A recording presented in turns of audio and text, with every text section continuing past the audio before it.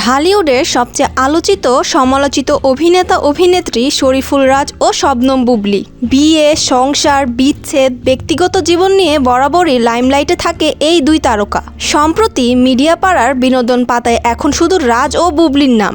তবে খবরটি তাদের কোনো সিনেমাকে কেন্দ্র করে নয়, বরং বিয়ের মতো দারুণ একটি খবরকে ঘিরে।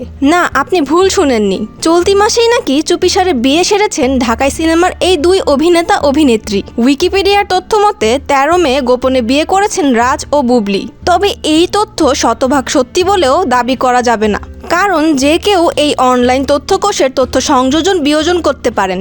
এর আগে চিত্রনায়িকা পরিমণিকে ভালোবেসে বিয়ে করেছিলেন শরীফুল রাজ। কিছুদিন যাওয়ার পর তাদের সংসারে দেখা দেয় চরম অশান্তি। এর মাঝেই তাদের কোলজোড়ে পুত্র সন্তানের আগমন ঘটলেও পরিস্থিতি স্বাভাবিক হয়নি। ফলে 1 বছর যেতে না যেতেই 2023 সালের সেপ্টেম্বরে কাগজ কলমে আলাদা হয়ে যান তারা।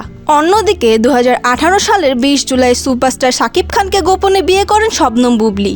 2020 সালের 21 মার্চ তাদের পুত্র সন্তান শেহজাদ খান বীরের জন্ম হয়। বর্তমানে তাদের সম্পর্কেও ভাটা পড়েছে, কিন্তু আনুষ্ঠানিক বিচ্ছেদের খবর এখনো প্রকাশ্যে আসেনি তাদের। তবে আলাদা থাকছেন তারা।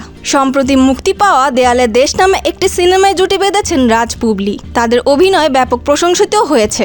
বাতাসে গুঞ্জন, এই সিনেমার অভিনয় সূত্র ধরে অনেকটা কাছাকাছি আসেন তারা। এখন যদি তারা গোপনে বিয়েও করে থাকেন, তাহলে সেটা মোটেও অবাক করার মতো কোনো বিষয় হবে না, কারণ এ দুজনের জীবনে এমন ঘটনার নজির আছে। তবু ভক্তরা তাদের মুখ থেকে আসল সত্যিটা জানার অপেক্ষা করছেন।